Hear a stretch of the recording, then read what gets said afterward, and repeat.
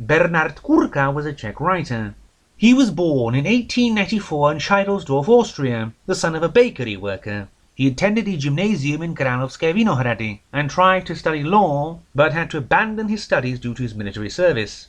He worked as a train driver, a state accountant, and an actor in a travelling theatre. Then he moved to Prague to be a writer, writing some 50 novels, radio sketches, and plays. During the German occupation of Czechoslovakia, he succumbed to writing anti-Jewish scenes in several of his later novels. He froze to death in 1944 in Praha-Holubice. We will review his 1930 Shadows from the Unknown, a Madman's Diary. The novel begins with the author getting the diary of his friend Year S in the mail, right before he is told that his friend had gone mad and murdered his wife on their wedding day. They found her tied to the bed with a dagger plunged in her heart with a note saying, "Rise avenged." He in turn was found smoking in the next room and was taken to an asylum where he died shortly after. Going over the diary, we are told why Year S was compelled to do what he did.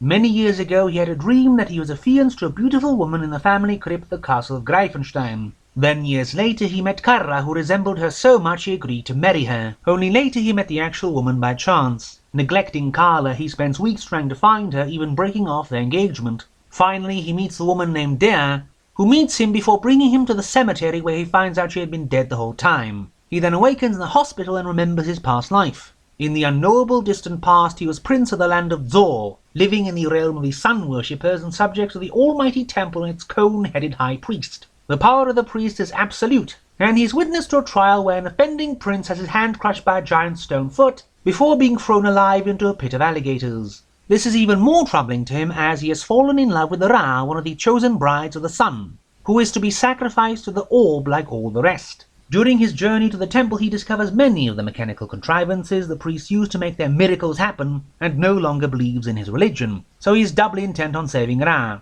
After seeing the previously mentioned prince put to death, he is given his country. There he meets the dead man's daughter Heel, who we are told is insane, throwing her slaves into a burning building or poisoning them because they dared love each other. The book goes on and on about her malicious cruelty in this regard, but she never acts this way in the present, so it feels a bit of a waste. He also meets Sol, a young hunter who hates the priest for taking his sister and causing his mother's death. Visiting the temple in secret, he finds that the priests have each bride fall into a vat of molten lead and vows to save Ra from this with the help of Heel and Sol, who are also in love, by the way. So the first thing he does is make Sol marry a woman he plans to murder and throw in the vat instead of Ra, purely because he needs the room to smell like burnt human flesh. He doesn't at any point think to use a condemned criminal or a non-murdered corpse, by the way. When Sol's wife is torn apart by Tigris, he's happy he doesn't have to kill her, even though she died a much worse death. Then, after saving Ra, he goes to save Ra's sister Leia, outright murdering one of his slaves to do so. Then, while hiding both at his castle, he is told to go fight against a prince who rebelled against the temple. He does, promising the enemy troops he will let them go if they will give him their leader. When they do, he says he never told them he let them go alive and has his men massacre every last one of them. Then when Leia, who loves him, reveals all to the priests who kidnap Ra, he figures someone in the castle betrayed him, so he drugs all his soldiers, servants and slaves, ties them up and then burns them all alive. But a few hours later he is sad about having to mercy kill his horse. It's rare you are expected to root for someone who commits 2 massacres in quick succession.